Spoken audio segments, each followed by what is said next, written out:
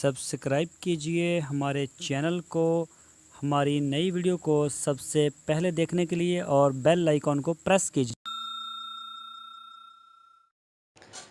बिस्मिल्लाहिर्रहमानिर्रहीम। अस्सलामुअलैकुम मेरे दोस्तों, क्या हाल चाल हैं। मैं उम्मीद करता हूं कि मेरे तमाम दोस्त खैरियत से होंगे।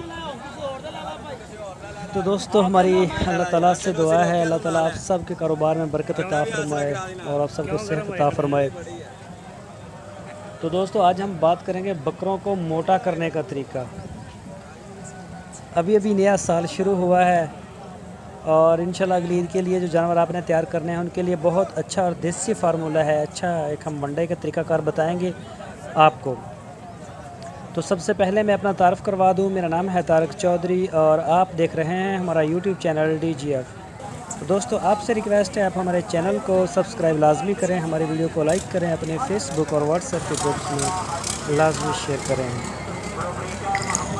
तो चलते हैं अपने असल टॉपिक की तरफ। तो दोस्तों, मकई और मकई भी ऐसी ना हो जिसको कीड़ा लगा हुआ हो या उसका पाउडर बना हुआ हो या ख़राब हो या उसको उली वगैरह लगी हो, ऐसी ना हो। बिल्कुल फ्रेश हो और सेहतमंद मकई हो। 10 किलो ले लें।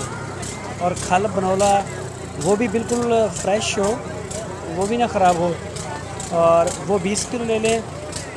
और खल सरसों की 9 किलो, खल सरसों की 9 किलो और चोकर गंदम 39 kg यानी कि 39 किलो। बारीक तूड़ी 10 किलो और शीरा राब ये 10 लीटर ले लें। और मिनरल मिक्सचर जो है वो 1 किलो, नमक 1 किलो। ये टोटल वज़न 100 किलो हो गया आपका। तो इसे आप अच्छी तरह से मिक्स कर लें और मिक्स करने के बाद इसको आप किसी अच्छे जो प्लास्टिक के बैग हैं उनमें डाल लें और इनको आप महफूज कर लें। रोज़ाना की बुनियाद पर आप अपने जानवरों को पहले ये उसके वज़न और कद के हिसाब से देना है, अपने उम्र के हिसाब से। पहले थोड़ा थोड़ा दें, जितना खाए थोड़ा थोड़ा दें उसको, और फिर ऐसा ऐसा बढ़ाते बढ़ाते इसको 2 किलो तक ले जाएं।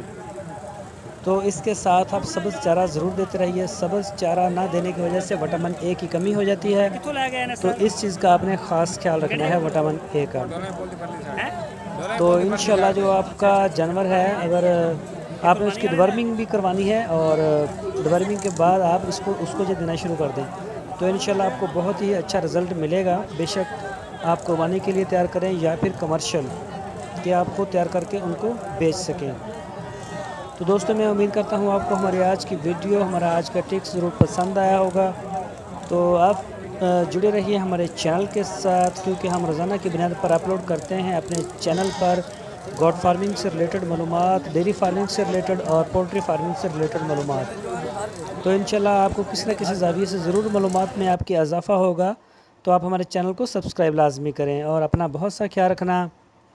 फिर मिलेंगे एक नई वीडियो के साथ। अल्लाह हाफिज़।